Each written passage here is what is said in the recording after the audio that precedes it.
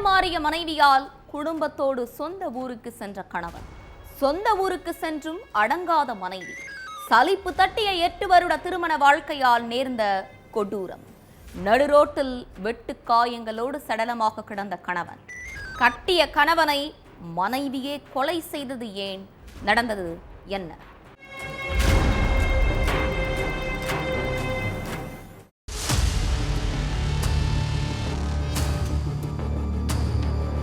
தாய் தந்தைய பார்க்க பைக்ல சொந்த ஊருக்கு போயிட்டு இருந்தாரு அகோபிலம். அப்ப திடீர்னு அங்க வந்த நபர் ஒருத்தர் பைக்கை வழிமறிச்சு அகோபிலத்துக்கிட்ட பயங்கரமா வாக்குவாதத்துல ஈடுபட்டாரு. அவரு சுதாரிக்கிறதுக்குள்ள மறைச்சு வச்சிருந்த கத்தியை எடுத்து கை, கால், முகம்னு எல்லா இடத்துலயும் சரமாரியா குத்தி இருக்காரு.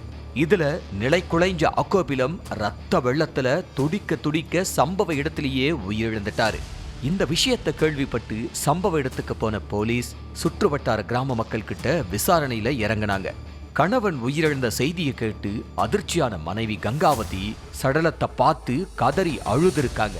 தாய் தந்தைய பார்க்க சொந்த ஊருக்கு போனவரை யாரு இப்படி கொலை செஞ்சு போட்டாங்கன்னு உருண்டு பிறண்டு அழுதுருக்காங்க. அடுத்து சடலத்தை போஸ்ட்மார்ட்டத்துக்கு அனுப்பி வச்ச போலீஸ் கொலையாளிகள் யாருன்னு கண்டுபிடிக்க விசாரணையில இறங்கினாங்க. தோகரக்கல்லு பகுதியில பெரிய அளவுக்கு சிசிடிவி இல்லாததுனால கொலையாளிகள் யாருன்னு கண்டுபிடிக்கிறதுல போலீஸுக்கு சிக்கல் ஏற்பட்டிருக்கு. இதனால உயிரிழந்தவரோட மனைவி கிட்ட இருந்து விசாரணையை ஸ்டார்ட் பண்ணலாம்னு நினைச்ச போலீஸ் அவங்கள ஸ்டேஷனுக்கு கூட்டிட்டு போய் விசாரணை பண்ணாங்க. அப்ப கங்காவதியோட முகம் வேர்த்து விறுவிறுக்க இருந்திருக்கு. எதுக்கு மேடம் உங்களுக்கு இப்படி வேக்குதுன்னு கேட்டிருக்காங்க போலீஸ். சார், நான் ஃபர்ஸ்ட் டைம் போலீஸ் ஸ்டேஷன் வந்திருக்கேன், அதனால ஒரே பதட்டமா இருக்குன்னு சொல்லி இருக்காங்க கங்காவதி. அடுத்து, இந்த கொலை சம்பந்தமா உங்களுக்கு யார் மேலேயாவது டவுட் இருக்கா? உங்க கணவருக்கு யார் கூடயாவது முன்பகை இருக்கான்னு கேட்டிருக்காங்க போலீஸ். அதுக்கு கங்காவதி சரியா பதில் சொல்லாம இருந்திருக்காங்க. போலீஸ் அவங்க கிட்ட துருவி துருவி கேள்வி கேட்டுக்கிட்டு இருந்த நேரத்துல, சார், என் கணவன் உயிரிழந்ததுனால நான் ரொம்ப கஷ்டத்துல இருக்கேன், தயவு செஞ்சு என்கிட்ட எந்த கேள்வியும் கேட்காதீங்க, உங்களுக்கு பதில் சொல்ற நிலைமையில நான் இல்லைன்னு சொல்லி இருக்காங்க. கங்காவதியோட பேச்சு போலீஸுக்கு பலத்த சந்தேகத்தை ஏற்படுத்தி இருக்கு. அடுத்த கொஞ்ச நாள் கழிச்சு மறுபடியும் கங்காவதிய விசாரணைக்கு கூப்பிட்டிருக்காங்க போலீஸ். ஆனா கங்காவதி போலீஸோட விசாரணைக்கு ஒத்துழைக்காம ஏதேதோ சாக்கு போக்கு சொல்லி போலீஸ் ஸ்டேஷன் போகாம இருந்திருக்காங்க.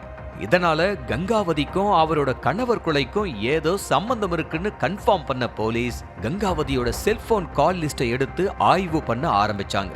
அதுல அகோபிலம் உயிரிழந்த அதே நாள்ல கங்காவதி வேறொரு நபருக்கு அடிக்கடி போன் பண்ண டீடைல்ஸ் இருந்திருக்கு. அந்த டீடைல வச்சு இந்த விசாரணைய அடுத்த கட்டத்துக்கு கொண்டு போயிருக்காங்க போலீஸ். அதுலதான் பல மர்ம முடிச்சுகள் அவிழ ஆரம்பிச்சிருக்கு. தோகரக்கல்லு பகுதியைச் சேர்ந்த அகோபிலம் கங்காவதி தம்பதிக்கு 8 வருஷங்களுக்கு முன்னாடி கல்யாணம் ஆயிருக்கு. இந்த தம்பதிக்கு ஒரு மகள் ஒரு மகன் இருக்காங்க. கொஞ்ச வருஷத்துக்கு முன்னாடி இவர் வேலைக்காக கர்நாடகாவில் உள்ள ரத்னடிகி கிராமத்திற்கு குடும்பத்தோட குடி போயிருக்காரு. கர்நாடகா போனதுக்கு அப்புறம் கங்காவதியும் வேலைக்கு போக ஆரம்பிச்சாங்க. அந்த நேரத்துல தான் கங்காவதிக்கும் அதே ஏரியாவில் உள்ள சென்ன பசவாவுக்கும் பழக்கம் ஏற்பட்டிருக்கு. முதல்ல நார்மலா பேச ஆரம்பிச்சவங்க அடுத்த கொஞ்ச நாட்கள்லயே நெருங்கி பழக ஆரம்பிச்சிருக்காங்க. இந்த நெருக்கம் அவங்களுக்குள்ள தகாத உறவா மாறி இருக்கு. வேலை முடிஞ்சு ஒரு நாள் வீட்டுக்கு திரும்பி இருக்காரு அகோபிலம். அப்ப வீட்டுக்குள்ள சென்ன பசவாவும் கங்காவதியும் தனிமையில இருந்திருக்காங்க. இத பார்த்து கோபமான கணவன் தன்னோட மனைவிய சரமாரியா தாக்கி கண்டிச்சிருக்காரு. மனைவி தவறான பாதையில போனதுனால குடும்பத்தோட சொந்த ஊருக்கே திரும்பி இருக்காரு அகோபிலம். அடுத்து அவங்களோட செல்போனை பிடுங்கி ஹவுஸ் அரெஸ்டும் பண்ணிட்டாரு அகோபிலம். இதனால சென்ன பசவா கூட பேச முடியாமலும் அவரை பார்க்க முடியாமலும் தவிச்சுக்கிட்டு இருந்திருக்காங்க கங்காவதி. கணவனை கொன்னாதான் நம்ம நிம்மதியா ஆண் நண்பரோட வாழ முடியும்னு நினைச்ச கங்காவதி காதலனோட சேர்ந்துக்கிட்டு அவரை கொலை பண்ண திட்டம் போட்டிருக்காங்க.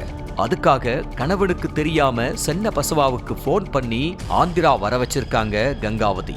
சம்பவத்தன்னைக்கு பக்கத்து ஊருக்கு பைக்ல போயிட்டு இருந்தாரு அகோபிலம். அகோபிலம் வீட்டை விட்டு வெளியில போன விஷயத்த போன் பண்ணி ஆண் நண்பருக்கு சொன்ன கங்காவதி அவரு எந்த ரூட்ல போறாருன்னு ஸ்கெட்ச் போட்டு கொடுத்திருக்காங்க. சொன்னபடிதான் தோகரக்கல்லு கிராமம் வழியா பைக்ல போய்கிட்டு இருந்த அகோபிலத்தை கத்தியால வெட்டி கொடூரமா கொலை செஞ்சிருக்கான் சென்ன பசவா. இந்த வழக்க தீர விசாரிச்ச போலீஸ் கங்காவதி சென்ன பசவாவை அரெஸ்ட் பண்ணிட்டாங்க.